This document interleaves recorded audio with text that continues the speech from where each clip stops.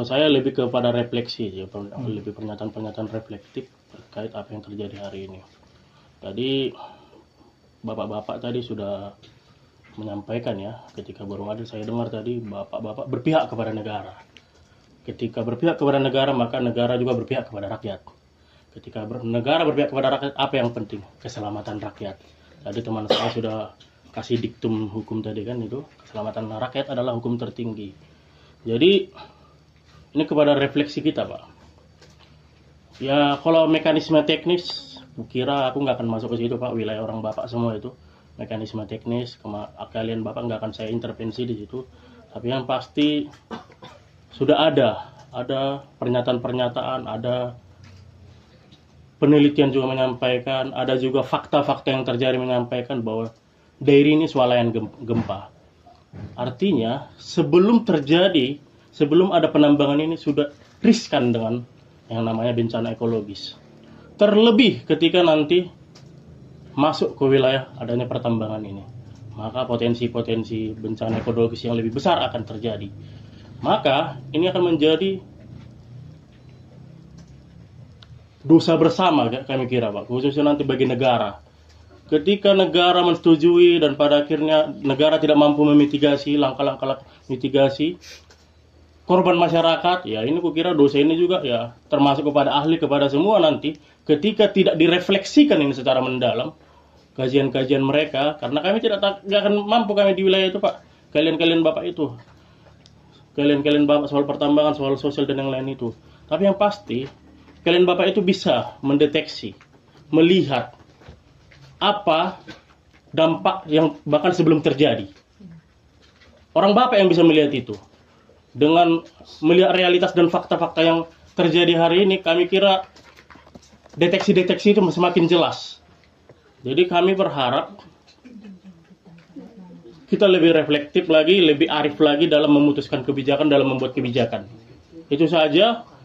Yang kedua juga soal tadi misalnya ada tadi semacam pernyataan bahwa ya ini soal miskomunikasi saja antara perseroan dengan masyarakat.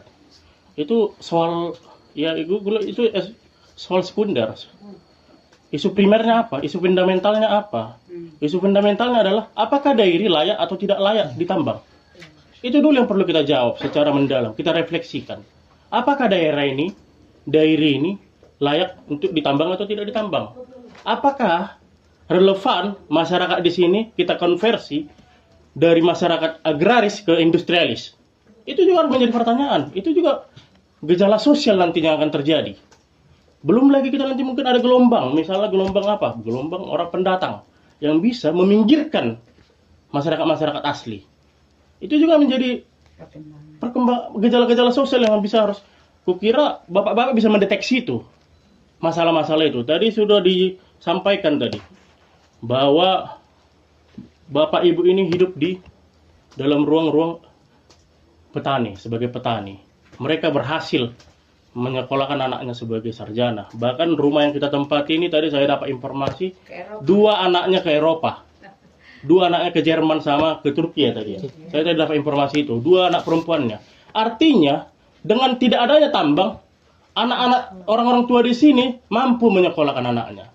Jadi kalau isunya isu ekonomis, aku kira itu bukan menjadi jawaban tambang itu. Kenapa tidak ini yang semakin digenjot, semakin dioptimalisasi melalui kementerian terkait?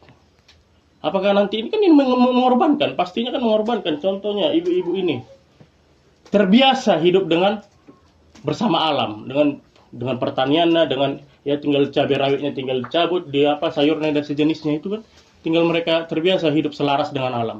Tiba-tiba nanti ruang hidupnya menjadi lebih industrialis.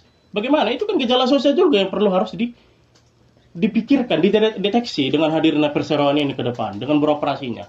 Itu juga kami kira menjadi pertanyaan reflektif. Memang ya itu tadi saya nggak akan intervensi wilayah-wilayah kalian orang Bapak. Karena saya kira itu Bapak udah sampai S3, S4 mungkin, bahkan jadi guru besar kan.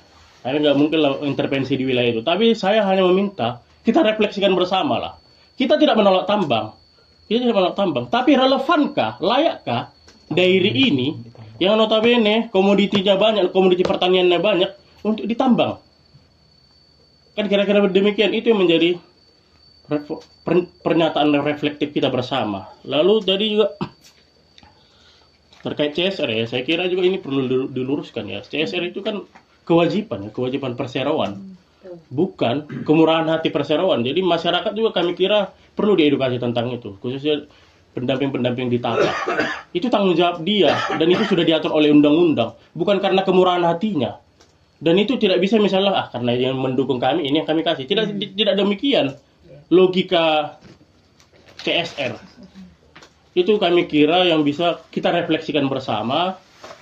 Terkait hal-hal teknis nanti mungkin ya, bisa nanti ahli kami juga akan kami hadirkan untuk sekedar berdiskusi, berdialog, supaya kita mendapat apa yang menjadi poin-poin tertinggi untuk kebaikan bersama. Kira-kira demikian, tanpa meminggirkan hak-hak masyarakat kecil ini.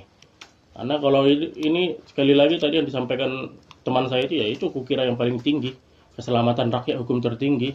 Kalau kita sudah meminggirkan keselamatan rakyat, sekalipun cantik hukumnya, bagus pun hukumnya, kalau masyarakatnya dipinggirkan, dikesampingkan, ya buat apa? Kira-kira demikian sih. Terima kasih Bapak. Terima kasih juga kami sudah diundang.